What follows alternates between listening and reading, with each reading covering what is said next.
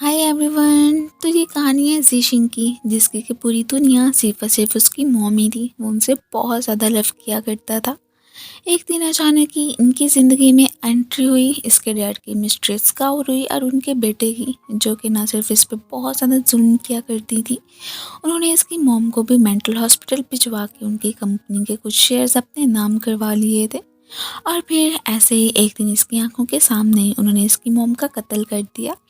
इसकी अचानक नज़र पड़ी थी मिस्टर ची हाओ पे, जो कि इनके ना सिर्फ नेबर थे, कंपनी में भी एक शेयर होल्डर ही होते हैं।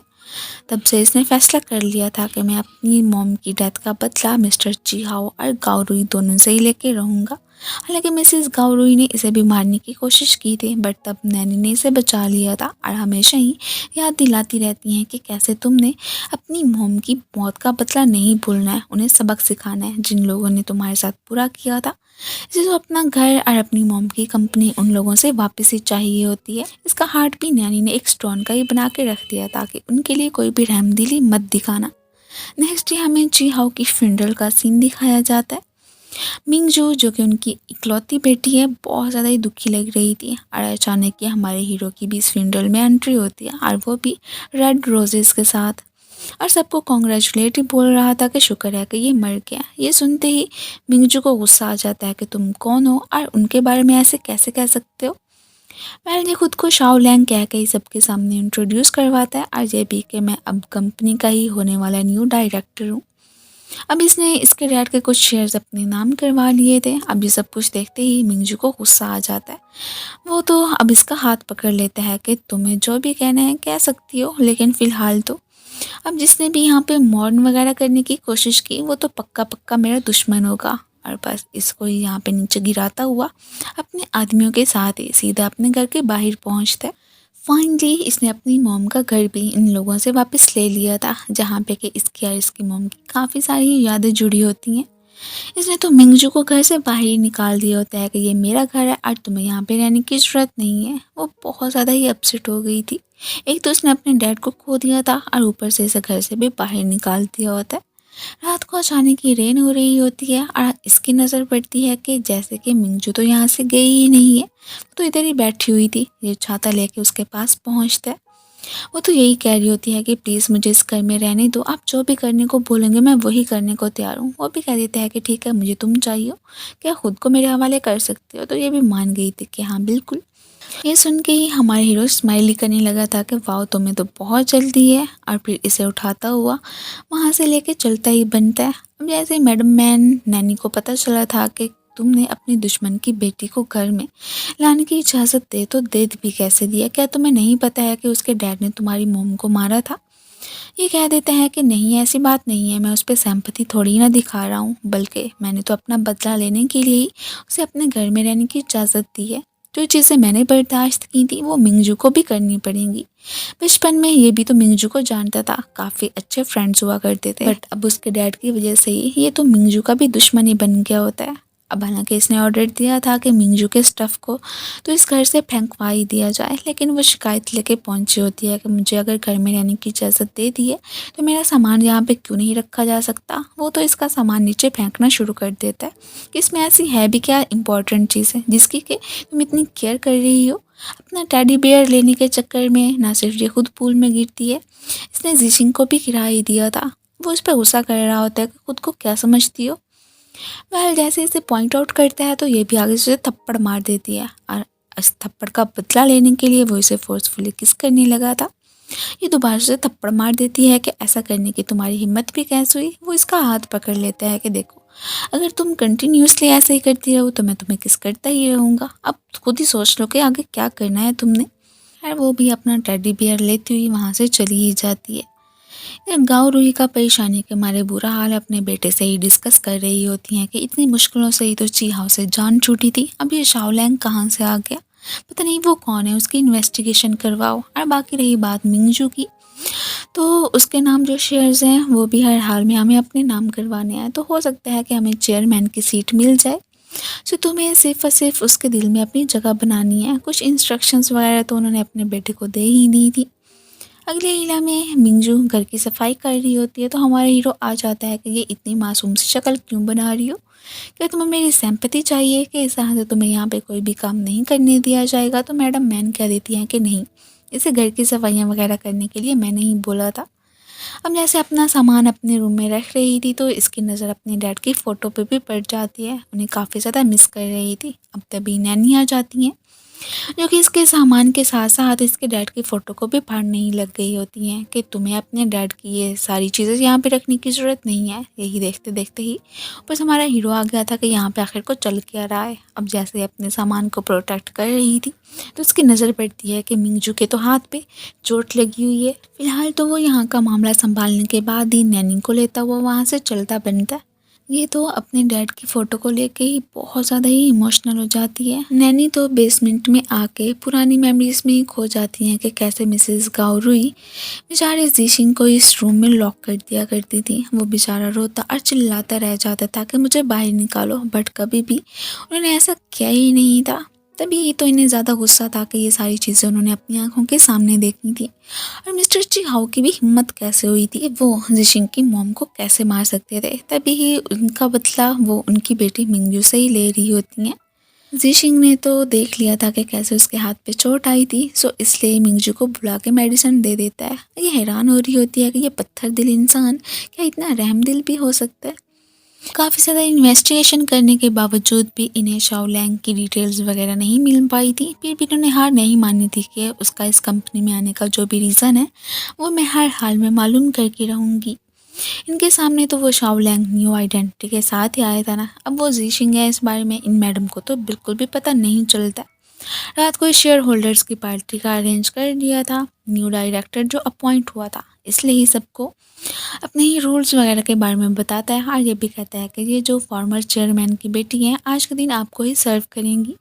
उसे ड्रिंक्स वगैरह डालते हुए देख के गाओरुई साइड पे ही बुला के शाओलैंग के खिलाफ ही भड़काने लगी थी कि तुम्हें यहाँ कंपनी ज्वाइन करनी चाहिए, वैसे भी कर सकती हो, तुम्हारे डैड उस कंपनी के फॉर्मर चेयरमैन रह चुके हैं। तुम्हारा बस एक ही काम होगा और वो होगा शाओलैंग पे नज़र रखना। उसकी जो भी टिनी टिनी भी डिटेल्स होंगी वो तुम्हें हमें बतानी ही पड़ेंगी। ये भी मान जाती है कि ठीक है।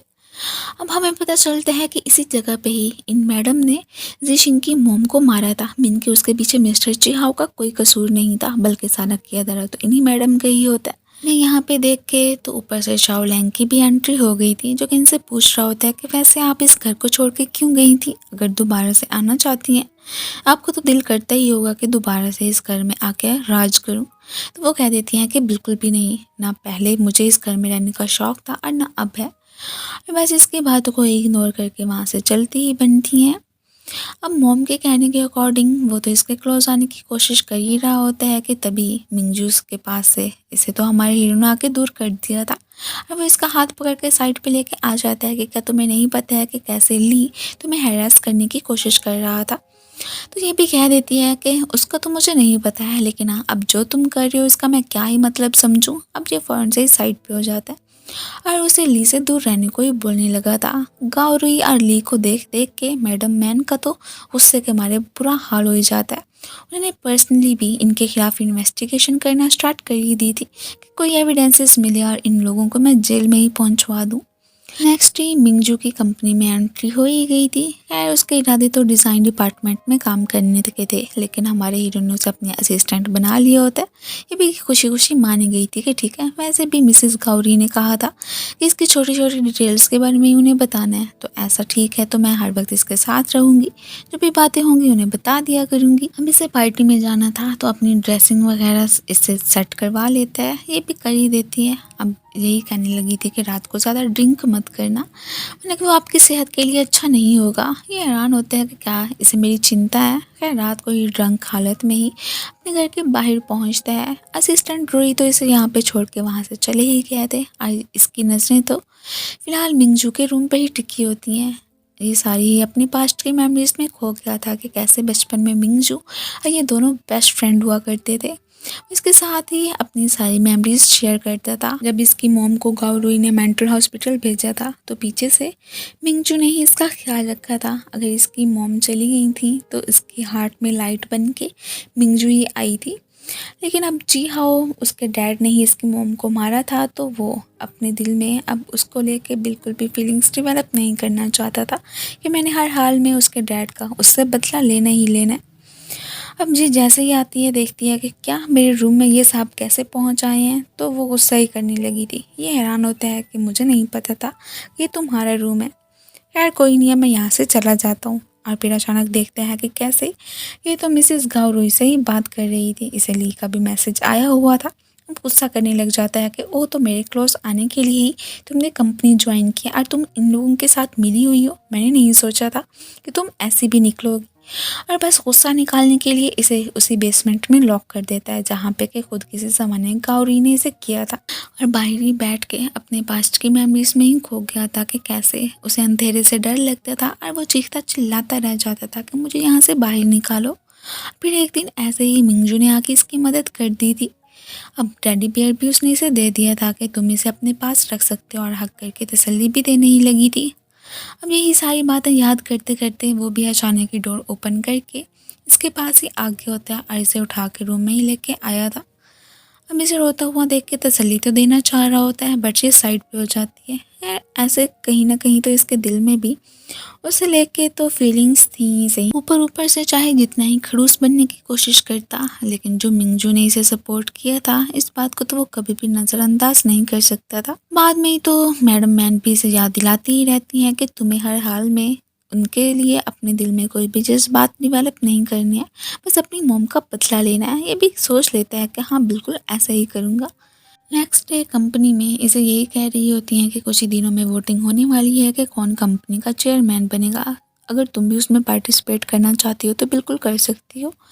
बस जो भी शेयर होल्डर्स हैं उनका दिल जीतना, और तुम्हारे पापा इस कंपनी में बहुत इन्वेस्ट कर गए हैं, सो हो सकता है कि वो तुम्हें ही चेयरवुमन बना दें। अब ये सारी बातें तो हमारे हीरो ने सुनी ली थी। वो तो इसे अब नेक्स्ट खुद को ना ही फॉलो करने का कह के वहाँ से चलता ही बनता है। ये एक पर्सन से मिलने के लिए आती है, बहुत सारे लोगों को कन्विंस करने की भी कोशिश करती है कि वो अपना वोट इसके हक में ही दे, लेकिन हर किसी ने ही इसे मना कर दिया था। अब यही देखते देखते ही जिशिंग भी आ ही गया होता है। अब साइड पे जाने के बाद ही वो तो मिंगजू पे गुस्सा ही करने लग जाता है कि मुझे एक बात का तो पता चल गया है कि तुम बिल्कुल भी लॉयल नहीं हो। उसे काफ़ी ज़्यादा ही दुख हो रहा था कि मेरी साइड लेने की बजाय ये गाउरुई और ली की क्यों ले रही है।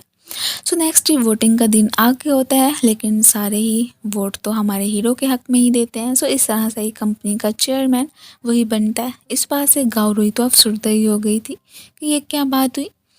यहाँ पे उसके नाम भी कुछ शेयर्स थे और जो के लिए और मोम को चाहिए ही होते हैं, इसलिए ही मोम ने इसे हर हाल में मिंगजू के दिल में अपनी जगह बनाने का ऑर्डर दे ही दिया था। रात को जैसे ये काम कर रही होती है तो अचानक ही थंडर वगैरह होने लगी थी। अंदर बैठे बैठे ही जिशिंग को भी उसका ख्याल आता है कि पता नहीं वो डर ना रही हो। जैसे उसे देखने के लिए पहुंचता है तो सामने से उसके नज़र पड़ती है कि ली पहले ही उसका ख्याल रखने के लिए पहुंच आया था। ये जेलिस फील करता हुआ बाहर ही पहुंच जाता है और यहाँ पे तो बारिश में ही भीगने लगता है। जैसे मिंगजू देखती है तो छाता लेके आती है कि यहाँ पे क्या कर रहे हो।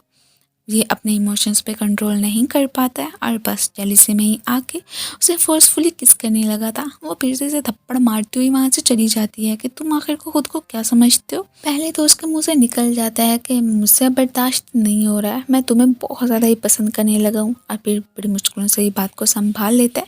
मीन के तुम्हें एक टॉय की तरह यूज़ करना तो ऐसा समझो मेरी हॉबी ही बनती जा रही है।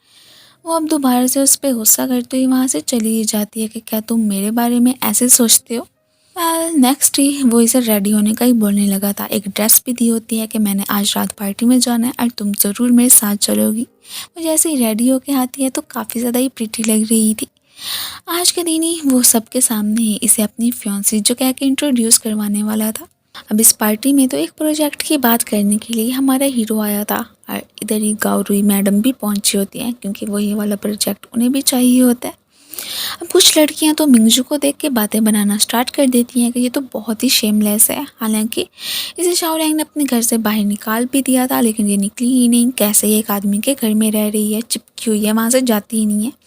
ये सुन के अब जिशिंग को अच्छा नहीं लगता है। वो सबको इसे अपनी फियांसी कह के इंट्रोड्यूस करवा ही देता है कि इसके खिलाफ कुछ भी बातें बनाने की ज़रूरत नहीं है। अगर एक लड़की अपनी फियांसी के घर में रहती है तो इसमें क्या ही बुरी बात है। ये हैरान कि क्या हम दोनों की इंगेजमेंट कब हुई। खैर वो तो स्माइल ही करने लगा था। अब इसने तो बहुत ज़्यादा ही ड्रिंक कर ली थी, सो हमारा हीरो ही मिंगजू को संभालता हुआ घर पे पहुंचता है। अब फाइनली ड्रंक हालत में बता ही देती है कि वो इस घर से क्यों नहीं गई है, क्योंकि ये तो इस वक्त 18 साल हो गया है इसे। जीशिन के आने का ही वेट कर रही है कि कब वो आएगा और अपने घर को संभालेगा। इसे ऐसा करने के लिए डैड ने ही बोला था, और वैसे भी इसे जीशिन के आने का ही वेट था। अब इनकी इंगेजमेंट की न्यूज़ जैसे ही मैडम मैन देखती है तो उन्हें बड़ा ही गुस्सा आ जाता है कि ये क्या बात हुई। मतलब कि मैं जितना ही चाह रही हूँ कि इससे दूर रहे, जीशिंग तो दिन ब दिन इसके क्लोज ही आता जा रहा है। अब मैडम मैन ने उसे ही किडनैप करवाने का डिसाइड कर लिया था। ऑफिस में तो जीशिंग मिंगजू के आने का बहुत ज़्यादा ही वेट करता रह जाता है कि इतना टाइम हो गया, लड़की पहुंची क्यों नहीं है। उसे कॉल्स भी मिलाता है बट उसका फ़ोन नहीं आगे से बन जा रहा था। अब उसे ढूंढने के लिए निकल पड़ता है कि पता नहीं क्या हो गया उसके साथ। इधर ये लोग तो इसे किडनैप करके जा रहे थे और ये यहाँ से भागने की कोशिश करती है। जैसे घर पे आता है तो मैडम मैन के थ्रू से पता चलता है कि मिंगजू को तो इन्होंने ही किडनैप करवाया है। एक्चुअली में वो इसे इसकी मोम की ग्रेव पे ही लेके जाना चाहती थी, ताकि उसे सारी सच्चाई का बताएं कि कैसे उसके डैड की वजह से वो इस हालत में पहुंची हैं। अब अचानक उन्हें कॉल पे पता चलता है कि मिंगजू तो रास्ते में ही भाग गई है। इसे उसकी टेंशन होने लगी थी, फौरन से उसे ढूंढने के लिए निकल पड़ता है। ये बेचारी तो भागते भागते अचानक ही इसका पाँव यहाँ से फिसलता है और वो एक पत्थर से ही टकरा गई थी। अब इसकी चीख तो हमारे हीरो ने भी सुनी ली थी। वो फौरन से इसे लेने के लिए आ जाता है। अब नेक्स्ट सीन में इसे घर पे ही दिखाया जाता है। जैसे उसकी आंख खुली थी तो नोट करती है कि इसे बचाने के चक्कर में इसके हाथ पे तो बहुत सारे जख्म आए हुए हैं। उसने एक पट्टी बांध दी थी। इतने में ही जीशिंग की भी आंख खुली गई होती है। वो नोट करता है कि जैसे बचपन में जो भी इसे जख्म वगैरह आते थे तो बिल्कुल ऐसे ही मिंगजू उसे पट्टी वगैरह कर दिया करती थी। अब ये उसे जीशिंग के बारे में भी बता देती है कि मेरे एक नेबर होता था और हम दोनों का बॉन्ड बहुत ही अच्छा था। अब इसे थोड़ी बहुत शर्मिंदगी भी हो रही थी कि देखो ये मेरे बारे में क्या सोचती है और मैं इसे हर्ट करने का ही सोच रहा था। अब मोम के पास आके रोने भी लग जाता है कि मैं क्या करूं, मिंगजू को तो मैं आज तक कभी भुला ही नहीं पाया हूँ, उसे हर्ट करने का कभी सोच नहीं सकता हूँ, लेकिन आपका बदला भी मैं कैसे लूँगा। अगर मैं आपका रिवेंज ना ले पाऊँ तो मोम मुझे माफ़ कर देना। मैडम गौरी को तो बहुत ज़्यादा ही गुस्सा आ रहा होता है कि मैंने मिंगजू को भेजा था उसके क्लोज ताकि वो उसकी इन्फॉर्मेशन हमें ला के दे सके कि वो कौन है, लेकिन उल्टा वो दोनों ही इंगेजमेंट करके बैठे हुए हैं। पता नहीं क्या बनेगा। अगर मिंगजू ने अपने शेयर्स स्पेशली कि उसका नाम कर दिए तो फिर तो हमारी कंपनी में ऐसे मानो कि बिल्कुल इज्जत रह ही नहीं पाएगी, तो हम उस कंपनी को कैसे हड़प पाएंगे। दूसरी तरफ ऑफिस में खुद से बात करने के लिए ही जीशिंग ने मिंगजू को बुलवाया होता है और उसके हाथ में ही एक ट्रैकर वॉच पहनाने लगा था कि अब तुम जहाँ कहीं भी जाओगी तो मुझे पता चल जाएगा, मैं तुम्हें हर हाल में ढूंढ निकालूंगा। फिर साथ ही साथ ये भी बताता है कि मैंने इसलिए ही तुमसे इंगेजमेंट की है क्योंकि मुझे तुम्हारे वाले शेयर्स चाहिए, अगर मुमकिन है तो मुझे दे सकती हो तो दे दो। लेकिन वो तो साफ मना कर देती है कि बिल्कुल भी नहीं, वो मेरे शेयर्स हैं और मैं तुम्हारे नाम तो नहीं करूँगी। थोड़ी देर के बाद एक लड़की आती है कि मुझे एक कॉन्ट्रैक्ट पे साइन चाहिए, क्या तुम मिस्टर जीशिंग से ला के दे सकती हो। वो एक होटल में ही पहुंचे हुए हैं और असल में तो उसे उस होटल में बुलाने वाला कोई और नहीं बल्कि ली ही था, क्योंकि वो चाहता था कि बस मिंगजू अब बहुत जल्दी उसकी हो जाए और उसके शेयर्स भी और कंपनी में हम अपनी जगह बना लें। अब नेक्स्ट डे कोइंसिडेंटली उसी होटल में ही हमारा हीरो भी तो पहुंचा ही होता है। ये उसे ढूंढते ढूंढते ही जाने लगी थी, उसे नहीं मिलता है तो मैसेज कर देती है। ये हैरान था कि ये लड़की इतने भी क्या इंपॉर्टेंट डॉक्यूमेंट्स थे कि मुझसे साइन करवाने के लिए इस होटल में ही आ गई। अब यहीं पे एक आदमी की नज़र पड़ती है तो वो इसे ड्रिंक करवाने के लिए लेके आ जाता है और इस बेचारी को मजबूरी में करनी पड़ गई थी। और नाम तो सारा का सारा इधर जीशिंग का ही ले रहे होते हैं कि मिस्टर शाओ लैंग ने ही हमें तुम्हें यहाँ पे लाने को बोला था, और फिर इसे एक रूम में ही लेकर जाने लगे थे। ये बेचारा तो काफ़ी ज़्यादा तलाश करता है कि पता नहीं मिंगजू कहाँ पे हो गई। अभी अभी तो उसने मुझे मैसेज किया था और हर जगह मैंने तलाश कर लिया, मुझे नहीं मिल रही है। अब इसे इस रूम में मिस्टर हान से कह के ही ली लेके आया होता है। अब अचानक इसकी नज़र पड़ती है कि इधर तो कोई और नहीं बल्कि जिशिंग ही खड़ा हुआ था। अब उसने इसकी सारी ही बातें रिकॉर्ड कर ली होती हैं कि तुमने कुछ भी गड़बड़ी करने की कोशिश की तो मैं सबको ही बता दूंगा कि तुम एक्चुअली में मिंगजू के शेयर्स चाहते हो। वो एक्सक्यूज़ करता हुआ वहाँ से भाग ही गया था। अब ली के आने से पहले ही इसने तो इसे वॉशरूम में ही छुपा दिया था। जीशिंग अब जैसे ही उसे लाके बेड पे लिटाता है तो वो इसका हाथ पकड़ लेती है। आज के दिन तो वो बिल्कुल ही नहीं जाने दे सकती थी, काफ़ी ज़्यादा ड्रंक हो गई थी, तो जीशिंग ही इसे समझ के किस भी कर लेती है। खैर वो अब मज़ीद अपनी लिमिट को क्रॉस नहीं करता है और वहीं पे ही बैठ के बड़े प्यार से इसे देखने लगा था। अब मुझे एहसास हो गया था कि नहीं, मुझे इसके साथ ऐसा जुल्म नहीं करना चाहिए था, ऐसे ही खामखा में मैंने थोड़ा बहुत इस बेचारी को टॉर्चर भी कर ही लिया है। अचानक उसकी नज़र इसकी डायरी पे भी पड़ गई थी, जिसे कि पढ़ते पढ़ते ही स्माइल करने लगता है, क्योंकि बचपन में जो भी मोमेंट्स उसने इसके साथ बिताए थे वो सारे के सारे उसने अपनी डायरी में ही लिखे होते हैं। अब तभी ऊपर से मिंगजू ने आके अपनी डायरी इससे ले ही ली थी कि दूसरों की चीज़ों को ऐसे ही उनकी बिना इजाज़त के टच नहीं किया करते। इसके सामने तो वो ऐसा रिएक्शन देता है कि जैसे कि उसे इसके बारे में जानने की कोई भी ज़रूरत नहीं है और ना ही इसका कोई उससे लिंक है। फिर नेक्स्ट डे एक न्यूज़ फैल गई थी, इसे होटल में एक आदमी के साथ जाते हुए किसी ने फ़ोटो बना ली थी। सो रूमर्स फैला दिए होते हैं कि ये तो अपने फियांसी को चीट कर रही है। बेचारी मिंगजू का गुस्से के मारे बुरा हाल कि तुमने ही किया होगा, और वैसे भी मैं तुम्हारे कहने पे ही होटल में गई थी। और वहाँ पे वो साहब मिस्टर हान ने तो कहा था कि आपने ही मुझे ड्रिंक करने को भी बोला है, जो कि मैंने की भी सही। अब मेरे ही खिलाफ ये सारी बातें फैलाने की क्या ज़रूरत है? ठीक है, अगर तुम एंगेजमेंट ख़त्म करना चाहते थे तो मुझसे कह देते। अब मुझे भी तुम्हारे साथ ये रिश्ता मज़ीद बनाने की ज़रूरत नहीं है। क्या इसे तो गुस्सा ही आ रहा था कि ये हरकत ज़रूर किसी और ने नहीं बल्कि ली नहीं की होगी। अब वो कह देते हैं कि मिस्टर हान को तलाश करो और उनसे सारी सच्चाई गुलवा के ली को तो जॉब से फायर कर दिया जाए। ये वाले रूमर्स तो मैडम मैन ने भी देख ही लिए थे। अब इससे पूछ रही होती हैं कि क्या तुमने अपनी इंगेजमेंट ख़त्म कर लिया उस लड़की से कि नहीं, देखो कैसे वो चीटर निकली। ये भी कह देता है कि हाँ मैंने ख़त्म कर लिया अपनी इंगेजमेंट। मिंगजू तो काफ़ी ज़्यादा ही उदास होती है कि ये क्या बात हुई, मैंने तो कुछ गलत किया ही नहीं है, फिर भी सारे ही मुझे बुरा भला कह रहे हैं। एक तो डैड भी मुझे छोड़ के जा चुके हैं, ऊपर से जिशिंग भी नहीं आया। मैं उसके आने का अब और कितना ज़्यादा वेट करूँगी। वेल जिशिंग की नज़र जैसे इस पे पड़ती है कि ये ड्रिंक कर रही है तो उससे बात करने के लिए आ गया था। पहले तो जिशिंग समझ कर उसे हक कर लेती है, ऐसे ही क्लोजली देखती है कि ये तो जिशिंग नहीं है बल्कि शाओलैंग है। उससे दूर जाने ही लगी थी कि वो पकड़ के इसे किस कर लेता है। वो इससे लव भी करता था, लेकिन ये बात मिंगजू को बता भी नहीं पा रहा होता है। जैसे उसे अपनी मॉम की याद आती है कि नहीं मैंने बदला लेना है, इससे बस लेना है। पर अचानक उसकी नज़र पड़ी थी कि ये क्या, ये तो निशान पहले ही जिशिंग के हुआ करते थे। जब बचपन में एक दफ़ा उसे चोट लगी थी तब मैंने ही उसे मेडिसिन लगाई थी। क्या तुम ही जिशिंग हो? अगर ऐसी बात है तो ये बात क्यों छुपा रहे हो? वो कह देता है कि बिल्कुल भी नहीं, खुद से ही कहानियाँ बनाना बंद करो। सिर्फ यही नहीं बल्कि मेरे जिस्म पे तो और भी चोटों के निशान हैं, उनके बारे में क्या एक्सप्लेनेशन दोगी तुम? और यही कहता हुआ वहाँ से चलता बनता है। इधर मॉम कह रही थी कि खैर मिस्टर हान को सारे ढूंढ तो रहे हैं, लेकिन कोई बात नहीं है, कोई भी तुम्हें कंपनी से उन रूमर्स की वजह से फायर नहीं करेगा। मैंने मिस्टर हान के ही करतूतों का पता चला लिया, अब सबका ही रुख मिस्टर हान की तरफ हो जाएगा। सो बस मेरे बेटे तुम टेंशन मत लेना। अब जैसे ही मिंगजू कंपनी आई थी तो इसे पता चल गया था कि ली को फायर करने की बजाय मिस्टर हान को ही कंपनी से निकाल दिया गया। उनके जो भी सारे गलत काम थे मिसेस गावरुई ने एक्सपोज करके रख दिए थे। अब तो किसी को कोई भी हक नहीं था ली को जॉब से निकालने का। खैर इसे तो इन सारी बातों से ज़्यादा यही टेंशन होती है कि क्या शाओलैंग जिशिंग है। अगर वो खुद से एक्सेप्ट नहीं कर रहा है तो मैं ही उगलवा के रहूँगी। उसे पीनट से एलर्जी थी तो वही वाली कॉफ़ी बना के पहुँची होती है कि देखते हैं कि ये पीता है कि नहीं। तभी ऊपर से असिस्टेंट रुई के आने पे ये फ़ौरन से उसे इशारा कर देता है कि अभी के अभी से पी जाओ, और वो भी फ़ौरन से ये अपने बॉस का ऑर्डर कैसे टाल सकता था।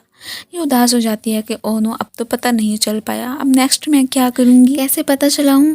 खैर अब जैसे ही कंस्ट्रक्शन साइट पे या किसी प्रोजेक्ट पे बात करने के लिए आया होता है, जानबूझ के ये चुप गई थी। ये बेचारा तो उस लेके बहुत ज़्यादा ही टेंशन में आ जाता है कि पता नहीं वो किधर चली गई, मुझसे कहाँ पे ढूंढूंगा।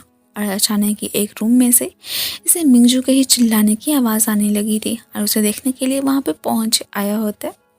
बाहर से अचानक ही किसी ने डोर लॉक कर दिया था। इसे तो अंधेरे से डर लगता था बचपन से ही। ये बहुत ज़्यादा ही परेशान हो जाता है, इसकी हालत भी ख़राब ही होने लगी थी। अब जैसे इसकी नज़र मिंगजू पे पड़ती है तो उसे हक कर लेता है। अब तो मिंगजू को अंदाज़ा हो गया था कि वाकई में मेरा शक बिल्कुल सही था, ये शाओलैंग नहीं बल्कि जिशिंग ही है, जिसके आने का मैं कब से ही वेट कर रही थी। पूरे 18 साल हो गए। अब ये जैसे ये बात उससे शेयर करती है और उसे ये अपनी डायरी दिखाने लगी थी कि इसे देख के अगर आप सब कुछ भूल गए हैं तो आपको याद आ जाएगा कि हम दोनों ने बचपन साथ में ही गुजारा था। डोर भी ओपन हो गया था। अब ये बेचारी बहुत कोशिश करती है कि ये मान ले कि ये जिशिंग है, बट वो बिल्कुल भी नहीं मान रहा होता। इसकी डायरी भी नीचे फेंक देता है। अब यही कहने लगी थी कि हाँ वाकई में आप जिशिंग नहीं हो सकते हो। अगर आप वो होते ना कभी भी मेरे साथ ऐसा बिहेव ना करते। ये भी कह देता है कि हाँ तो वही तो मैं कह रहा था कि मैं जिशिंग नहीं हूँ, अगर होता तो बिल्कुल तुम्हें ऐसे ट्रीट ना करता। और ये कहता वो वहाँ से चलता बनता है। खैर इसने तो अभी भी हार नहीं मानी होती है, इसलिए ये घर पे आके सोचने लगी थी कि अब मैं नेक्स्ट क्या करूँ। क्यों ना मैं उसके रूम में जाके सब कुछ देखूँ या शायद कुछ डॉक्यूमेंट्स मिल जाएं जिसके थ्रू के मुझे पता चल जाए कि वही जिशिंग है। अब फिर अपने डैड की बातों को ही याद करने लगी थी कि कैसे डैडी उसे इस घर में लेके आए थे जब गौरी यहाँ से चली गई थी। उन्होंने खुद ही कहा था कि जब तक कि जिशिंग वापस नहीं आ जाता है तब तक हमें उसके लिए ही इस घर में रह के इसे प्रोटेक्ट करना है। जब वो वापस आएगा हम उसे दे देंगे। अगर इसे यकीन होता कि वो अगर वाकई में जिशिंग है तो वो कब गई ये घर छोड़ के उसके हवाले करके यहाँ से चली ही गई होती। अब ये ली को कॉल मिलाती है कि क्या तुम आज कुछ देर के लिए बिजी रख सकते हो शाओलैंग को, मैंने यहाँ पे कुछ इन्वेस्टिगेशन करनी है। मैं तो फौरन से मान गया था और बस खुद से चैटिंग करने के लिए इसने शाओलैंग को बुलवा लिया था। उसे तो समझ आ जाती है कि आज तक तो कभी इसने ऐसा नहीं किया है, ज़रूर इसके पीछे कोई ना कोई तो रीज़न होगा ही सही। ये डॉक्यूमेंट्स देखती तो है लेकिन इसे पता नहीं चल पाता है। अचानक ही इसकी नज़र एक रूम पे पड़ी थी। ये सोचती है कि क्यों ना इस रूम में जाके देखूं, फिर तो मुझे पता चल ही जाएगा कि वो जिशिंग है कि नहीं है। कह देता है कि तुम्हारी अब इंगेजमेंट ख़त्म हो चुकी है तो तुम उसे छोड़ क्यों नहीं देते हो। ये तो मिंगजू को नहीं जाने दे सकता था, इसलिए खुद ही बात करने के लिए ही उसके पास जाने लगता है। अब इससे पहले कि ये जिशिंग के रूम में जाने की कोशिश करती तभी ऊपर से वो आ जाता है कि मैंने मना किया हुआ है ना कि उस रूम में नहीं जाना। कहने ही लगी थी कि इसका मतलब है कि वाकई में तुम ही जिशिंग हो। अगर शाओलैंग होती तो मुझे उस रूम में जाने देते, इसलिए नहीं जाने दे रहे हो कि मुझे पता चल जाएगा कि तुम्हारी असलियत क्या है। पर वो तो अब यही कहने लगा था। गुस्सा भी करता है कि मैंने एक दफ़ा कह दिया कि मैं जिशिंग नहीं हूँ तो बस नहीं हूँ। अब ये प्यार से उससे बात करने लगी थी कि मैं जानती हूँ कि मैडम गाउरुई आप पे कितना ज़्यादा जुल्म करती थी, इवन कि लॉक भी करती थी, मारने की भी कोशिश की थी, शायद उससे बदला लेने के लिए दोबारा वापस आए और अपनी आइडेंटिटी भी चेंज की है तुमने। लेकिन मुझसे बातें शेयर कर सकते हो, मैं हर हाल में तुम्हारी मदद करूँगी। एक दफ़ा तो पिघल ही गया था लेकिन फ़ौरन से ही अपने इमोशंस पे कंट्रोल करके इसे कहता है कि बिल्कुल भी नहीं, मुझे जो जैसा तुम कह रही हो वैसा नहीं है। मैं शाओलैंग की हूँ और ये घर और ये कंपनी मेरी है और मैं उन लोगों से वापस लेके रहूँगा। हम दोनों दुश्मन हैं तो ज़्यादा मेरे क्लोज आने की कोशिश मत करो। ये बेचारी तो बहुत ज़्यादा ही दुखी हो गई थी कि ये क्या बात है। ये भी कह देती है कि ठीक है अगर तुम जिशिंग नहीं भी हो तो मुझे इस बात से कोई भी फ़र्क नहीं पड़ता है। मैंने पूरे 18 साल वेट किया है कि वो आएगा, मैं ही उसका घर उसके हवाले कर दूंगी। वो नहीं आया है तो मेरा यहाँ पे रहने का अब कोई भी तुक नहीं बनता है। और ये कहते हुए अपना सामान लेके मिसिस गाउरुई के यहाँ ही रहने के लिए पहुँच आई थी और उनसे कह रही होती है कि मेरे जो भी शेयर्स हैं वो भी मैं आपके नाम करने के लिए तैयार हूँ। ये सुनते ही वो तो बहुत ज़्यादा खुश हो जाती हैं और इसका अपने घर में अच्छे से वेलकम करती हैं। बाद में ही असिस्टेंट रूल के थ्रू से पता चलता है कि मिंगजू ने अपनी जॉब से रिज़ाइन कर दिया है, वो आज से ली के यहाँ ही काम करेगी। इसे बड़ा ही गुस्सा आ रहा होता है, उससे बात करने के लिए जाने लगा था। ली तो एक इन्वेस्टर से मिलवाने के लिए लेके आता है जो कि इसे अपने साथ ड्रिंक करने को बोलने लगे थे और ये भी कह रहा होता है कि हाँ वैसे मिंगजू तुम्हें करना चाहिए, वैसे भी हमारे लिए तो लकी ही साबित हुई हो, हमें बहुत सारे प्रोजेक्ट्स भी मिल ही सकते हैं तुम्हारी वजह से। अब जैसे ही यहाँ पे हमारे हीरो की नज़र पड़ती है कि कैसे ये उसे इन लोगों के बीच में ही लेके आया है और ड्रिंक करने को बोल रहा है। वो तो मिंगजू की जगह पे खुद ही ड्रिंक करने ही लग गया था और यही कहता है कि ये मेरी फियांसी ही है और आप सब लोग इससे दूर ही रहिएगा। इसने तो अपनी इंगेजमेंट उससे ख़त्म की ही नहीं थी।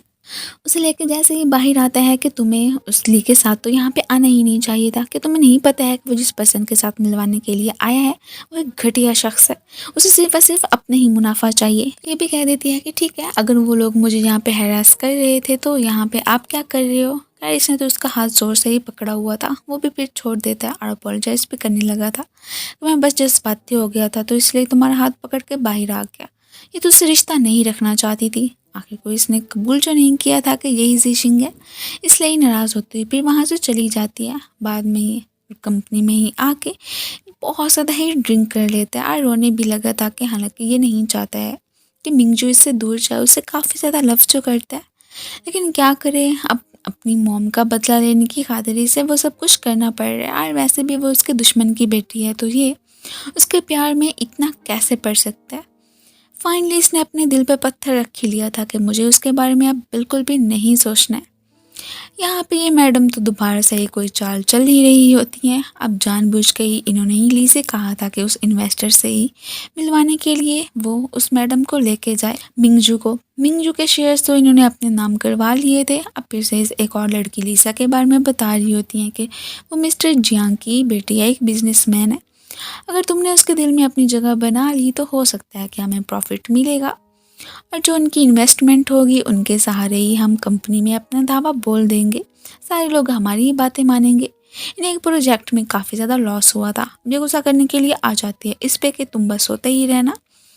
क्या ज़िंदगी में कभी कोई काम वगैरह किए भी हैं कि नहीं किया, मुझे उस सारे प्रोजेक्ट की डिटेल्स वगैरह बताओ। मैं जानती हूँ कि तुम काम नहीं कर रहे हो तो अब कंपनी में मुझे ही कुछ करना पड़ेगा। ये गुस्से में रूही को बुलाता है कि इसे ज़रा उस प्रोजेक्ट की डिटेल्स वगैरह बता क्यों नहीं देते हो। जैसे ही इसे फाइल्स वगैरह पकड़ाने के लिए आया था तो इसके थ्रू से पता चल जाता है कि इन्हें इस प्रोजेक्ट में नुकसान सिर्फ और सिर्फ उन्हीं साहब की वजह से हुआ है जिनके साथ के ये उस वक्त ड्रिंक कर रही थी। लीव से उसी से मिलवाने के लिए ही तो गया था, तभी इसे वार्न कर दिया था हमारे हीरो ने कि वो एक अच्छा इंसान नहीं है, अपने प्रॉफिट के लिए कुछ भी कर सकता है। जिसका मतलब है कि इसका यूज़ करके ही तब ली ने उन साहब को अपने कर दिया था और इन्हें उस प्रोजेक्ट में ही नाकामी हुई। ये तो आप पछता ही रही होती है कि ऐसे ही खामखा में तब मैंने जिशिंग को गलत समझ लिया था, वो बेचारा मेरा ही तो फ़ायदा चाहता था। खैर कोई नहीं है, अब जैसे तैसे करके मैं कंपनसेट करके ही रहूँगी। इधर हमें लीसा को भी दिखाया जाता है जो कि हमारे हीरो की बेस्ट फ्रेंड होती है। वो तो अपने डैड से यही कह रही थी कि अगर आपने वाकई में जीसन कंपनी में इन्वेस्टमेंट करनी है तो मिस्टर गाउरी के बेटे को ली को देने की बजाय आप इसे दे सकते हैं। इसमें मुझे पता है कि यही लड़का हमारे लिए रिलायबल रहेगा। अगर वो मुझसे शादी करने के लिए मान गया तो इससे बढ़ के हमारे बिजनेस के लिए भी और क्या बात हो सकती है। इधर ली जैसे उस इन्वेस्टर की बात कर रहा था जिसकी वजह से कहीं कंपनी में इन्हें नुकसान हुआ था। अब इसे पता चल जाता है कि वो तो ये सारा क्या दरा ली और मिसेस गाउ रोई कही है। एक तो मैं अपने शेयर्स भी नहीं दे बैठी हूँ और ये कंपनी के बारे में भला सोच भी नहीं रहे हैं। इस बेचारी को तो अब बहुत ज़्यादा ही दुख हो रहा होता है। लीसा फ़ौरन से ही मिलने के लिए कंपनी में आ ही गई थी और इन दोनों को साथ में देख के मिंगजू को जेलिसी तो होती ही है, लेकिन फिर इसी जेलिसी में ही आके खुद को इसकी एक्स फियांसी कह के इंट्रोड्यूस करवाने लगी थी और फिर इन दोनों को ही स्पेस दे के वहाँ से चली भी जाती है। अब लीसा तो यही चाहती है कि क्यों ना हम दोनों इंगेजमेंट कर लें, चलो ऐसे ही प्रिटेंड कर लेते हैं, इसके बाद देख लेना तुम्हें जो नुकसान हुआ है उसकी सारी भरपाई हो जाएगी और मैं तो तुम्हारे ही प्रोजेक्ट में इन्वेस्टमेंट करने के लिए भी तैयार हूँ, तुम्हें जितने पैसे चाहिए मुझसे मांग सकते हो। डैड से भी मैंने बात कर ली है, ये तो फ़ौरन से ही मना कर देता है, इसके साथ कोई भी रिश्ता नहीं बनाना चाहता था। यही कहता है कि हम दोनों फ्रेंड्स हैं, बस बेस्ट फ्रेंड्स ही बन के रह सकते हैं। मैं नहीं चाहता हूँ कि तुम्हारी जो हमारी फ्रेंडशिप है उसका गलत यूज़ करूँ। असल बात तो ये थी कि ये कभी भी नहीं चाहता था कि मिंगजू के अलावा इसके दिल में कोई और लड़की आए। हर रात को ही मिंगजू को तो बहुत ज़्यादा ही लीसा से जेलसी हो रही होती है कि वो उसके इतने क्लोज जाने का कैसे सोच सकती है।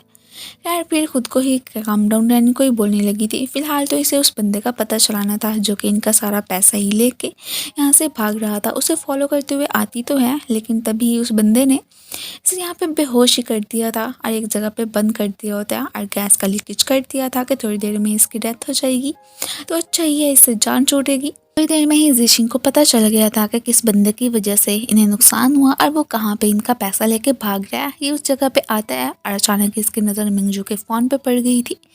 अब इसे उसकी टेंशन होने लगी थी कि ज़रूर वो भी इन्वेस्टिगेशन करके ही पहुंची होगी। उसे काफ़ी ज़्यादा ढूंढता है और इन दी एंड फाइनली वो इसे मिली गई थी बेहोशी की हालत में। वो बेहोशी में भी इसे ही जिशिंग कह के ही बुला रही थी और ये भी कह देता है कि हाँ मैं ही तुम्हारा जिशिंग हूँ, मैंने तुमसे झूठ बोला था कि मेरा नाम शाओलैंग है। वो अब इसे ही हॉस्पिटल लेके आ गया था। अब जैसे इसकी आँख खुलती है तो ये तो खुशी हो रही थी। एक्चुअली में इसने तब इसकी बात सुन ली थी कि यही उसका जिशिंग है। जिसकी कहानी का उसने कब से ही वेट किया था। वो उसे फ़ौरन से ही हग कर लेती है। इसने तो सीक्रेटली उस बंदे की इन्वेस्टिगेशन करना स्टार्ट कर दी थी कि जैसे ही वो मिलेगा मैं उसे बिल्कुल नहीं छोड़ूंगा। और इस बारे में तो वो मिंगजू को बिल्कुल भी नहीं बताता है कि ऐसे ही खामा ये परेशान हो जाएगी, इतनी मुश्किलों से ही तो ठीक हुई है। अब यहाँ पे जिशिंग को भी अपनी गलती का एहसास था कि उसने इसके साथ बहुत ही बुरा किया था, इसलिए ये अपोलोजाइज कर रहा होता है कि मुझे माफ़ कर देना, लेकिन हाँ अब तो पक्का पक्का मैं तुम्हारा जिशिंग बन के ही दिखाऊंगा, कभी भी तुम्हें हर्ट नहीं करूँगा। ये सुन के वो तो खुशी हो जाती है। वैसे भी उसने इसे माफ़ कर ही दिया था कि इसने तो जस्ट गाउरुई से ही बदला लेना था और मैं उनके यहाँ काम कर रही थी तभी इसने अपना गुस्सा निकाला था। दोनों ही अब एक हो ही गए होते हैं। कंपनी में ही जैसे ही मौका मिलता है गाओ रुई को तो वो सारे शेयर होल्डर्स को शाओलैंग के खिलाफ ही भड़काना शुरू कर देती हैं कि वो तो चेयरमैन बनने के बिल्कुल भी लायक नहीं है, कि देखो कैसे प्रोजेक्ट की वजह से ही उसने हमारी कंपनी को इतना बड़ा नुकसान पहुंचाया। लीसा की भी कंपनी में एंट्री हो गई थी, जो कि बार बार इसे खुद से पैसे लेने को ही बोल रही होती है कि अगर मैं अपनी खुशी से ये इन्वेस्टमेंट कर रही हूँ तो प्लीज़ आप एक्सेप्ट क्यों नहीं कर लेते हो। अब ये सारी बातें तो मिंगजू ने भी सुन ली थी, वो तो वहाँ से चली जाती है, लेकिन हमारे हीरो ने तो उससे कोई भी पैसे लेने से मना कर दिया था। यहाँ से वापसी पे इसकी नज़र लिसा पे पड़ गई थी, तो उसे बात करने के लिए ही साइड पे लेके पहुँच जाती है। अब लिसा तो इस पर गुस्सा करना शुरू कर देती है। वो तो पहले से ही जानती थी कि शाओलैंग मिंग जिशिंग अपनी न्यू आइडेंटिटी के साथ ही यहाँ पे पहुँचे हैं और कैसे इसके डैड ने ही उसकी मॉम का मर्डर किया था और उसे अपना रिवेंज चाहिए था इन लोगों से। उस बेचारे को इतनी मुश्किलात को फेस करना पड़ा है। वो तो उसकी बेस्ट फ्रेंड थी, तो सारी बातों को ही जानती होती है, इसलिए इसे बता देती है एक तो वो तुम्हारी वजह से ही मुझसे पैसे नहीं ले रहा है और ऊपर से देखो तुम तो कुछ कर भी नहीं सकती हो उसके लिए, और साथ ही साथ ये भी सारी बता देती है कि तुम्हारे डैड की वजह से उसकी मॉम की डेथ हुई थी, तुम्हारे डैड ने ही उसकी मॉम को मारा था और वो इतनी बर्दाश्त करता है और वो तुम्हें फिर भी हर्ट नहीं करना चाहता है। ये क्या बात हुई। पहले ये सुनते ही इसे बहुत ज़्यादा दुख होता है कि क्या सच में मेरे डैड ने उसकी मॉम को मारा था। वो अब मिसेस मेजन से अपोलोजाइज़ करने के लिए आती है। अगर ऐसी ही बात है तो क्यों ना मैं उसकी लाइफ से चली जाऊं, तो यही बेहतर होगा उसके लिए भी और मेरे लिए भी। मेरे साथ होते हुए वो कितना ज़्यादा हर्ट फील करता होगा। ये अब आखिरी लेटर लिख के वहाँ से चली गई थी, जो कि हमारे हीरो को मिल जाता है। अब खुद से हेट करवाने के लिए उसने बातें लिखी होती हैं, लेकिन ये अब चाहे जितनी भी कोशिश कर लेता वो कभी भी उसे हेट नहीं कर सकता था। उसे ढूंढने के लिए ही निकल पड़ता है। पहले तो ये पहुंचती है ली के पास कि मैंने जो भी शेयर्स तुम्हारे नाम किए हैं मुझे वापस करो। वो इसे ड्रिंक करने को बोलता है, अगर तुमने कर ली तो ज़रूर मैं तुम्हें सारे शेयर्स तुम्हें दे दूंगा। लेकिन ड्रिंक करने का तो एक बहाना ही था, असल में तो वो अपना मकसद पूरा करना चाहता था। अब हमारा हीरो उसे देखने के लिए बाहर आता है। अब उसे ये वॉच ट्रैकर के थ्रू से पता चल जाया करता है कि आखिर को मिंगजू कहाँ पे जाया करती है। उसने आके इसकी हेल्प कर दी थी और इसकी कुटाई भी, और आइंदा के बाद ही अपनी गर्ल को टच ना ही करने का ऑर्डर दे के आखिरी वार्निंग करता हुआ इसे लेता हुआ वहाँ से चला ही जाता है।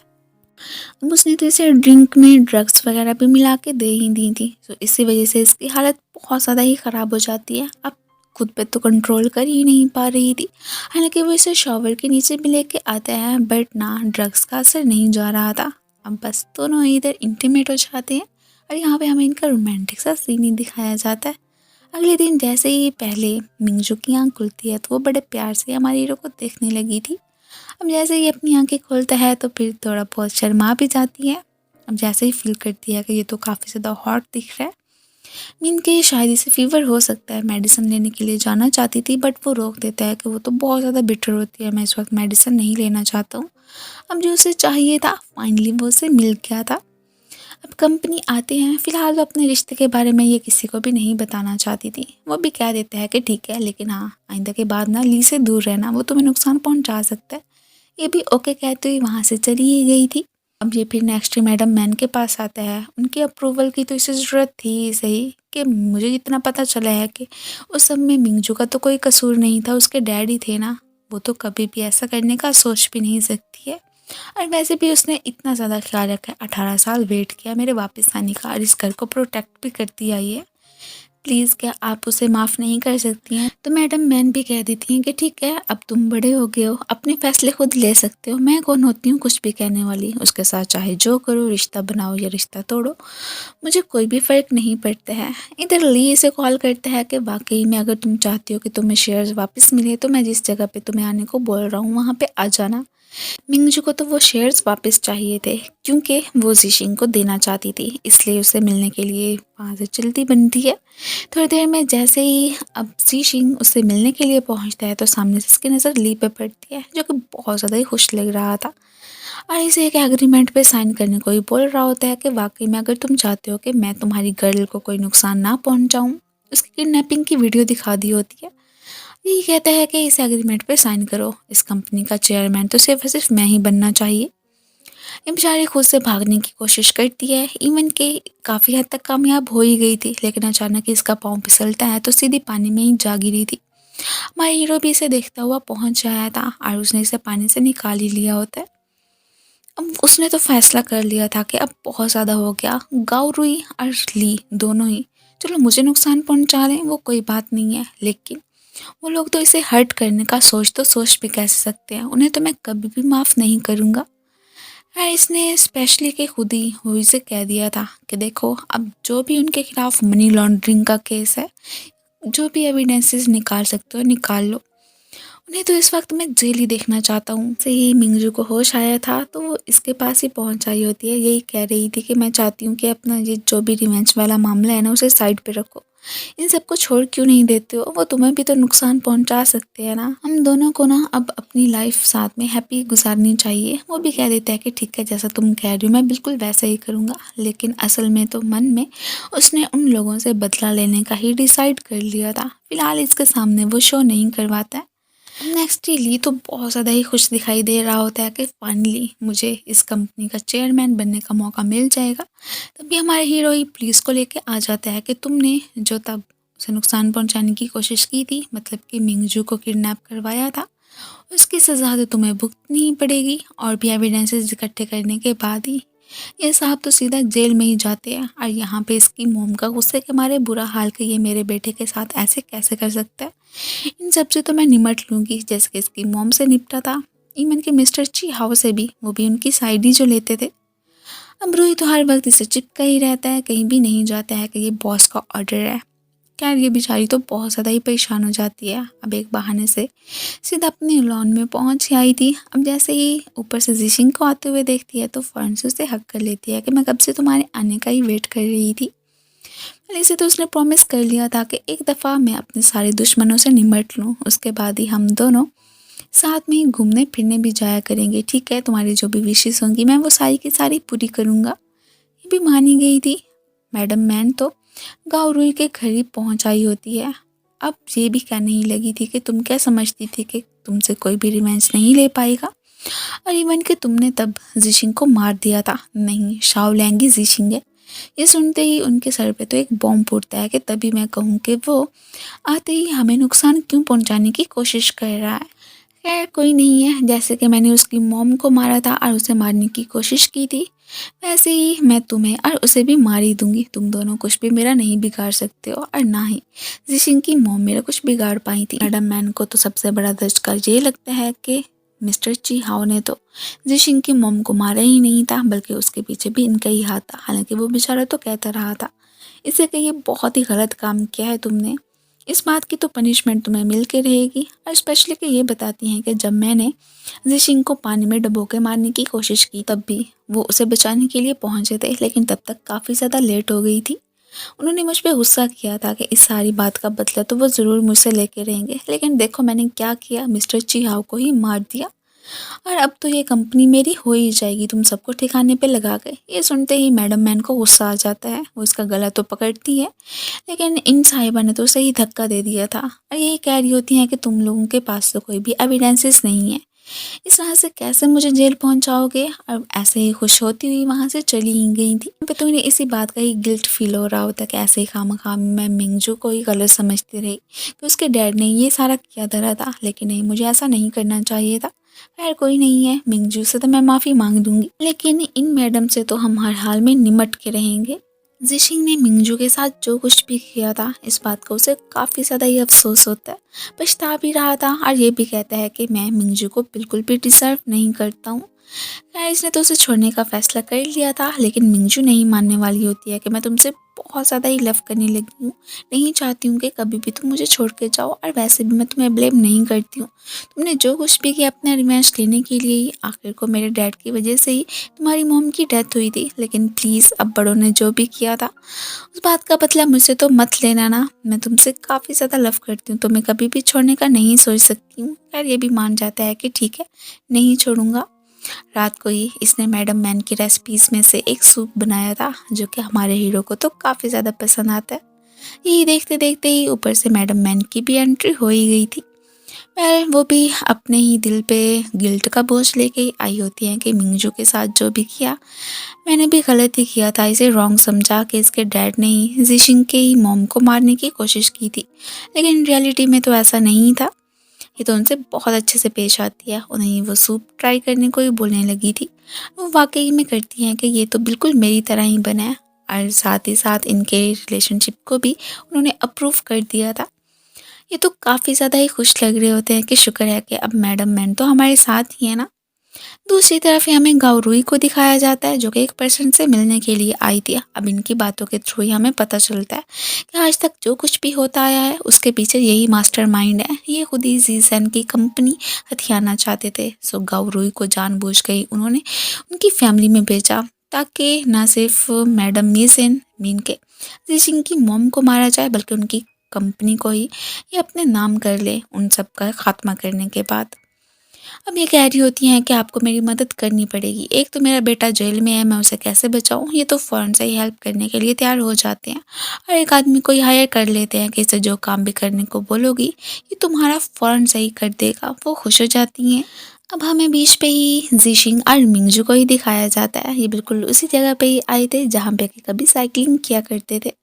अभी अपने बचपन की मेमोरीज को याद कर ही रहे होते हैं कि अचानक किसी ऑफिस से कॉल आ जाती है। सो इमरजेंसी में से जाना ही पड़ गया था। इन मैडम ने रात को ही उसी बंदे को ऑर्डर दे दिया था कि आज ही जिशिंग का खात्मा होना चाहिए। उन्होंने मेरे बेटे को जेल भेजा, सो मैं नहीं चाहती हूँ कि वो जिंदा रहे। ये बेचारा काम खत्म करने के बाद मिंगजू से बात करता हुआ जा ही रहा था कि वही पर्सन आके इस पर अटैक कर देता है। इसकी कंडीशन तो बहुत ज़्यादा ही ख़राब हो गई थी। अब ये सारा यहाँ पे जो कुछ भी हुआ था मिंगजू को पता चल जाता है। ये बहुत कोशिश करता है अपना फ़ोन हाथ में लेने की, बट नहीं ले पाता। नेक्स्ट सीन में ही दिखाया जाता है कि मिंगजू से ढूंढती ढूंढती आ गई थी और हॉस्पिटल में भी लेके पहुंच आई होती है। आज की रात तो ये लोग यहीं पे ही स्टे करने वाले थे। ये तो शुक्र है कि इसे ज़्यादा कोई नुकसान नहीं पहुंचा था। जैसे ही इसे सही सलामत देखती है तो रिलीफ फील करती है कि शुक्र है कि आप ठीक हो। मैं तो ऐसे ही खामखा में इतनी ज़्यादा टेंशन में आ गई थी, मैं आपको नहीं खोना चाहती थी। अब इन दोनों को साथ में देख के मैडम मैन ने तो डिसाइड कर लिया था कि आज की रात ये यहाँ पे रुकती हैं और मैं जाके ज़रा गाउरी की खबर तो लूँ। आखिर को जिशिंग को हर्ट तो उसी नहीं किया होगा, वो खुद ऐसा करने का कैसे सोच सकती हैं। सो फ़ौरन से उनके पास पहुंचती है। ये मैडम सोच रही थी कि मैंने आज तक जो भी काले करतूत किए हैं, एविडेंसेस तो किसी के पास है नहीं, तो कोई मुझे कुछ कह ही नहीं सकता है। लेकिन लास्ट टाइम इन्होंने अपने मुंह से खुद ही वो सारा कुछ एक्सेप्ट कर लिया था, जो कि इन्होंने न सिर्फ जिनहाओ को मारने की कोशिश की थी, बल्कि जीशंग की मॉम की भी डेथ की जिम्मेदार यही है। अब ये एविडेंसेस दिखाने के साथ साथ ये भी कह रही होती है कि आपने क्या समझा था कि मिस इनको मेंटल हॉस्पिटल भेजने के बाद ही आपने जो एग्रीमेंट पे साइन करवाए वो सारे के सारे किसी को भी नहीं पता है, लेकिन मेरे पास तो उनके गवाह मौजूद है। आज ही मैं आपको जेल भिजवा सकती हूँ, फैसला आपके हाथ में है। अगर जेल नहीं जाना चाहती हो तो जिशिंग को छोड़ दो, वो जैसे अपनी मर्जी से ज़िंदगी गुजारना चाहता है गुजारे, और तुम आज ही जीसन कंपनी से क्विट करोगी। ये भी फ़ौरन से मान जाती है कि ठीक है, जैसा तुम कह रही हो मैं बिल्कुल वैसा ही करूँगी, बस मुझे जेल मत भिजवाओ। और फिर फ़ौरन से उसी बंदे को कॉल मिला देती है। जैसे जिशिंग का काम तमाम करने की कोशिश की थी, बिल्कुल वैसा सही मैडम मैन को मारना है। अब ये बेचारी अभी यहाँ से जा ही रही थी कि उसी बंदे ने इनका भयानक एक्सीडेंट कर दिया था, और जो भी एविडेंसेस इनके पास थे वो लेता हुआ वहाँ से चलता बनता है। मैडम मैन के मरने की खबर जैसे ही जिशिंग को मिली थी, उसकी कंडीशन और ज़्यादा ख़राब हो जाती है। अभी तो वो कम्प्लीटली ठीक हुआ ही नहीं था। ये बेचारा पहले अपनी मॉम को खो बैठा था, और मैडम मैन बिल्कुल इसकी मॉम के जैसे ही थी। उन्होंने इसे पाल पोस के बड़ा किया था, इसलिए ही इसको यहाँ पे रोना धोना तो बनता ही है। इसकी हालत देख के बेचारी मिंगजू फिर से तसल्ली देने लगी थी कि डोंट वरी। पहले तो इन लोगों ने सोचा था कि हम रिवेंज नहीं लेंगे गावरुई से, जो होना था सो हो गया, लेकिन अब तो पक्का पक्का इसने फैसला कर लिया था कि मैं उसे बिल्कुल माफ़ नहीं करूँगा। जहाँ पे कि मैडम मैन का एक्सीडेंट हुआ था ये बिल्कुल उसी जगह पे ही पहुंचाया होता है। उन्हें बहुत ज़्यादा ही मिस करने लगा था कि आखिरी दफ़ा मैं आपका फेस भी नहीं देख पाया हूँ। और ये भी याद करता है कि कैसे बचपन में जब गाउरुई ने इसे मारने की कोशिश की थी, इसे घर पे मैडम मनी लेके आई थी और यही कहा था कि तुम टेंशन मत लेना, ये मत सोचना कि तुम्हारी मॉम नहीं है, मैं हूँ ना, मैं हमेशा ही तुम्हारा ख्याल रखूँगी। लेकिन अपने दुश्मनों को भी मत भूलना, उनसे अपनी मॉम का बदला तुमने लेना है। अब इसने भी सोच लिया था कि ठीक है, मैं मैडम मैन के साथ मिलकर ही जैसा वो कहेंगी मैं बिल्कुल वही करूँगा। अब उन्हें ही याद कर करके इसकी हालत ख़राब, इससे पहले कि यहाँ पे बेहोश होता, तभी ही मिंगजू ने आके इसे पकड़ लिया था। इसे तो मैडम मैनी नज़र आ रही होती हैं, जो कि यही कह रही थी कि मैं तो तुम्हारी मॉम के पास कंपनी देने के लिए पहुँच गई हूँ, लेकिन हाँ पीछे से अपना और मिंगजू का ख्याल रखना। इस बेचारी ने भी काफ़ी सारी मुश्किलात को फेस किया है। अब मैडम मैन की वजह से इसकी हालत इतनी ज़्यादा ख़राब हो गई थी कि मिंगजू दोबारा से इसे हॉस्पिटल लेके आ गई होती है। वो बेचारी बहुत ही परेशान दिखने लगी थी कि पता नहीं ये कब ठीक होगा, इसकी कंडीशन कब बेहतर होगी। कंपनी पे तो गाउरुई का ही राज होता है। वो समझ रही थी कि कभी भी जीशिंग अब ठीक होकर यहाँ पे नहीं आएगा और सब कुछ मैं संभाल लूँगी। अभी शेयर होल्डर से बात कर ही रही थी, तभी अचानक से ऊपर से मिंगजू की एंट्री हो जाती है। उसके नाम ही जीशिंग ने अपने जो भी चंद शेयर्स थे कर दिए थे कि मेरे बाद ही तुम ही कंपनी को संभालो, जो कुछ भी है हैंडल कर लेना। अब फिर से ही कोई इन्हें परेशान करने के लिए आ गया था तो गाउरुई से बर्दाश्त नहीं होता है। उसने अपने आदमी को एक दफ़ा तो इसे डराने धमकाने के लिए भेज दिया था कि इन सारे मामला से दूर रहो। अब जैसे असिस्टेंट रॉय इस बारे में जीशिंग को बताता है तो उसका परेशानी के मारे बुरा हाल के ठीक है, मेरे तक तो ठीक था कि गाउरुई मुझे नुकसान पहुंचा सकती थी, लेकिन अब तो बहुत हो गया। वो तो मिंगजू तक भी पहुंच गई है। मैं नहीं चाहता हूँ कि मेरी वजह से वो अपनी ज़िंदगी से हाथ धो बैठे। इसलिए ही पहुंचता है लीसा के पास कि तुम्हें मेरे साथ अभी मेरी गर्लफ्रेंड बनने का प्रिटेंड करना पड़ेगा। हम उसके सामने ऐसे शो करवाएंगे कि जैसे कि अब्रॉड जा रहे हैं। हो सकता है कि इस तरह से उसका दिल मुझसे भर जाएगा और वो खुद ही मुझे छोड़ने का फैसला कर लेगी। क्या ये भी मान जाती है कि ठीक है, जैसा तुम मुझे करने को बोलोगे मैं बिल्कुल वैसा ही करूँगी। तो इसके कहने के अकॉर्डिंग नेक्स्ट डे उसे लेने के लिए आ गई होती है और ऐसे शो करवाते हैं कि जैसे ये दोनों ही क्वालिटी टाइम स्पेंड करने के लिए अब्रॉड जा रहे हैं। वो इन्हें रोकने की कोशिश करती है। समझ गई थी कि मैं जानती हूँ कि तुम इन सारे ही मामला से दूर रखने के लिए मेरे साथ ऐसे बर्ताव कर रहे हो, प्लीज़ मुझे छोड़ के मत जाओ। लेकिन वो इसे इग्नोर करता हुआ जाने ही लगा था। उसे पीछे से काफ़ी ज़्यादा आवाज़ें देती है कि प्लीज़ मेरे साथ ऐसा मत करो, मैं हमेशा तुम्हारे साथ रहूँगी, हम दोनों ही इन सारी ट्रबल्स को फेस करेंगे। अगर मेरी ज़िंदगी चली भी जाए तो मुझे इस बात का कोई अफसोस नहीं होगा। लेकिन ये दुखी तो होता है क्योंकि खुद भी तो उसका दिल नहीं कर रहा था उसे छोड़ने को, लेकिन क्या करता, इस वक्त उसकी सेफ्टी फर्स्ट थी, उसे प्रोटेक्ट करना भी तो बनता ही था। पहले तो ये उस आदमी को अपने आड़ों हाथों लेता है जिसने कि न सिर्फ इसे मारा था बल्कि मैडम मन का भी एक्सीडेंट किया था। यही कहता है कि मुझे पता है कि तुम्हारी बेटी काफ़ी ज़्यादा इल है और उसी की वजह से ही वो आदमी तुमसे काम करवाते आए हैं ना। खैर डोंट वरी, अब अगर चाहते हो कि तुम्हारी बेटी सेफ रहे तो मैं जो कहता हूँ तुम्हें बस वही करना पड़ेगा, समझे तुम। वो भी मान ही गया था कि ठीक है। अब इसी के थ्रू ही इसने मास्टरमाइंड को पकड़ने का जो फैसला कर लिया होता है। खैर असिस्टेंट फ़ौरन से आगे से बता देता है कि बॉस अब्रॉड नहीं गया है बल्कि यहीं पे ही है। मिंजू तो उसे मिलने के लिए ही फ़ौरन से भाग पड़ती है। वही वाला पर्सन जो कि मास्टरमाइंड का ही काम करता है इसे कॉल करके बता देता है कि वो जो बॉस है ना, उन्होंने गाउरुई को मारने का फैसला कर लिया कि सारे एविडेंसेस हमारे हाथों से चले जाएंगे। खैर जैसे ही वो गाड़ी तक पहुंच रही थी तो ये इसे रोक देता है कि करीब मत जाना, यहाँ पे बॉम्ब फिक्स है। अब इसे देखती देखती ही ऊपर से एंट्री हो गई थी मिंगजू की। ये तो उसे भी बचा ही लेता उसके साथ साथ। अब यहाँ पे से पता चल गया था कि ओह तो सीक्रेटली तुम कुछ प्लान कर रहे थे, इसलिए मुझे खुद से दूर करना चाहते थे। मैंने कितनी दफ़ा कहा है कि प्लीज़ मेरे साथ ऐसे बिहेव मत करो, मैं हमेशा ही तुम्हारे साथ रहना चाहती हूँ। जो भी हालात होंगे हम दोनों ही उन दोनों को मिल के फेस करेंगे, ठीक है। वो भी कह देता है कि ठीक है। अब मुझे एहसास हो गया था कि मैं भी तुमसे दूर नहीं रह सकता हूँ। नेक्स्ट ही दोनों घर पे ही पहुँच आए होते हैं और इससे प्रॉमिस करता है कि अगली दफ़ा कभी भी तुम्हें परेशान नहीं करूँगा, हमेशा ही तुम्हारे साथ रहूँगा, इधर भी जाऊँगा तुम्हें ही साथ लेके जाऊँगा और जो भी फैसला करना होगा पहले तुम्हें ही बताऊँगा। अब वो लोग तो यही समझ रहे थे कि जो मैडम मैन ने अपने एविडेंसेस इकट्ठे किए थे गाउरुई के खिलाफ वो किसी को नहीं मिल पाएंगे, बट ऐसी बात नहीं थी। उन्होंने लैपटॉप में भी कुछ एविडेंसेस रखे ही होते हैं जिनकी के कॉपी इधर जीशिंग और मिंगजू को मिल गई थी। अब इन्हें ये भी मालूम हो गया था गाउरुई की जो बातें मैडम मैन ने रिकॉर्ड की थी उसके थ्रू कि एक्चुअली में इसकी मॉम की डेथ की ज़िम्मेदार भी गाओ रुई है, ना कि इसके डैड। और इसके डैड को गाओ रुई ने ही मारा था अपना ही रास्ता साफ करने के लिए। इसे काफ़ी ज़्यादा दुख होता है कि ओह, तो मैं उसे ज़िंदगी में कभी भी माफ़ नहीं करूँगी। अब नेक्स्ट डे उन्हें एक्सपोज करने के लिए ये कंपनी भी पहुंच आए होते हैं। सारे शेयर होल्डर्स को इनके करतूतों के बारे में ही बता रहे थे कि इन्होंने एक पूरी फैमिली ही तबाह करके रख दी, इवन कि दूसरी फैमिली को भी कैसे नुकसान पहुंचाने की कोशिश की है। मतलब कि एक कातिल को तो कंपनी में रहना ही नहीं चाहिए। सारे शेयर होल्डर्स ही नहीं बुरा भला कहने लगे थे कि आप इतनी विकेड हो सकती हैं, हमने कभी सोचा ही नहीं था। यार ये मैडम तो अब अपना समूह लेके वहाँ से चलती बनती हैं। पीछे से दोनों काफ़ी ज़्यादा ही खुश हो गए थे कि शुक्र है अब हमारी उनसे जान छूटी है, हम अपनी मर्ज़ी से मज़े की लाइफ गुजार सकेंगे। रात को जैसे ही मून एंड स्टार्स को देख रहे थे तो उसे बताती है कि मेरी क्या क्या विशेज़ हैं। वो तो उसकी हर एक विश पूरी करने को ही तैयार था। ये कहती है कि देखो इन दी एंड रिज़ल्ट ये निकला कि तुम्हारी मॉम के जो भी कातिल थे हमने उन्हें सबक सिखा दिया। ये कहता है कि नहीं, ये रिज़ल्ट नहीं है, बल्कि ये है कि हम दोनों साथ में हैं। जैसे वैसे किस करता है, ये तो शाय फील करने लगी थी। अगले दिन नोट करती है कि यहाँ पे तो जिशिंग है ही नहीं, शायद कि सुबह ही सुबह उठ के चला गया होगा। बट अचानक ये असिस्टेंट रोई से कॉल करता है कि जिशिंग का एक्सीडेंट हो गया, जल्दी से बीच पे आओ। ये भागी भागी पहुँचती है, लेकिन उसका एक्सीडेंट नहीं हुआ था। एक बहाना बना के ही उसने बीच पे बुलाया था। इसकी यही ख्वाहिश थी कि बीच पे ही आके वो इसे शादी के लिए प्रपोज करे, और फाइनली उसकी ये ख्वाहिश हमारे हीरो ने पूरी कर दी थी। एक ब्यूटीफुल सी रिंग उसे पहनाता है, और ऑब्वियसली सी बात है मिंगजू की तो हाँ ही होती है।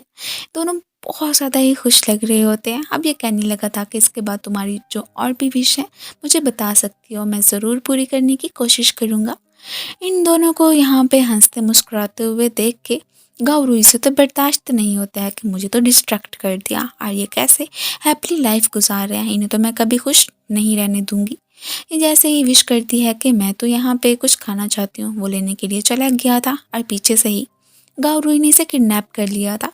और फिर वापस इसके लिए यही मैसेज राइट करके गई थी कि अगर तुम मिंगजू को सही सलामत देखना चाहते हो तो पुलिस को मत बताना, खुद ही अकेले में जो एड्रेस बता रही हूँ यहाँ पे उसे लेने के लिए पहुँच जाना। गाओरुई ने तो इन दोनों को आज के दिन इकट्ठे में ही ख़त्म करने का फैसला कर लिया था। किसी शिंग मिंगजू को देखता हुआ आता ही होगा, और वो पहले ही काफ़ी ज़्यादा जेलिस फील कर रही थी कि ज़िंदगी में हर इंसान को सारी चीज़ें कैसे मिल जाती हैं, मुझे तो कभी नहीं मिली।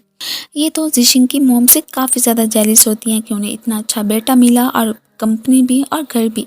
बस इसी वजह से ही जेलिसी में आके ही उन्होंने उसे मार दिया था, ताकि बाद में सब कुछ इनके नाम हो जाए। लेकिन आसानी से तो नहीं मिलने वाला था। जिशिंग तो भागता हुआ ही इनके बताए पते पे पहुंच आया होता है। अब ये कह रही होती हैं कि देखो, अगर तुम चाहते हो कि यहाँ पे हम तीनों ही बॉम्ब से ना उड़े तो मैं जो कहती हूँ तुम्हें वही करना पड़ेगा। खैर वो भी कह देता है कि हाँ बिल्कुल, वैसे भी आप मिंगजू को छोड़ दें, मुझे जो भी करने को बोलूँगी मैं वही करने को तैयार हूँ, बस आप बता तो दें। ये पहले तो नील डाउन होके उसे खुद से माफ़ी मांगने को ही बोलने लगी थी कि तुमने ही मेरे बेटे को जेल पहुंचाया था ना, इस बात के लिए मैं तुम्हें कभी भी माफ़ नहीं करूँगी। वो भी नील डाउन होके इनसे अपोलोजाइज़ करने ही लगता है कि प्लीज़ बस उसे छोड़ दें। लेकिन यहाँ पे इसने जो बॉम्ब फिक्स किया हुआ था उसका टाइमर 3 मिनट का लगा देती है कि ठीक है, अगर तुम इसे 3 मिनट के अंदर अंदर बचा पाओगे तो यहाँ से जा सकते हो।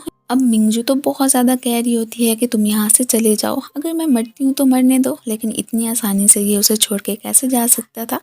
इसके बगैर तो वो कभी रहने का सोच भी नहीं सकता था। यही कहता है कि मरेंगे तो दोनों मरेंगे, वरना कि दोनों ही सही सलामत यहाँ से निकलेंगे। तो इससे पहले कि यहाँ पे कोई भी ब्लास्ट होता, इन दोनों की ज़िंदगियाँ बच गई थी, और वो बहुत ज़्यादा ही रिलीफ फील करता है। हालांकि गाउरुई ने कहा था कि पुलिस को मत बुलाना, लेकिन इसने पहले ही पुलिस को कॉल कर दी थी। सो वो गाउरुई को ही पकड़ के वहाँ से चले जाते हैं। मीन कि अब बेटे के साथ वो भी अपनी लाइफ जेल में ही गुजारने वाली थी। इन सब से ही तो इन दोनों ने निमट लिया था कि शुक्र है कि हमारी दुश्मन अब हमारे रास्ते से निकल गया। बाकी जो मास्टरमाइंड था उसके खिलाफ भी जाके इसने पुलिस को से पकड़वा दिया था। जो गलत काम करता है फिर उसका अंजाम तो यही होता है। नेक्स्ट ही हमें इनकी वेडिंग का ही सीन दिखाया जाता है। काफ़ी सारी ट्रबल्स को फेस करने के बाद ही दोनों अब इकट्ठे हो ही गए थे, इन्हें कोई नहीं था जुदा करने वाला। इनके इसी हैप्पी मोमेंट के साथ ही हमारे इस ड्रामे की एंडिंग हो जाती है। Thank you so much for watching. So guys, आप लोगों को ये ड्रामा कैसा लगा मुझे कमेंट्स में ज़रूर बताइएगा। मिलते हैं फिर नेक्स्ट वीडियो में न्यू कहानी के साथ। तब तक के लिए गुड बाय एंड अपना ख्याल रखना।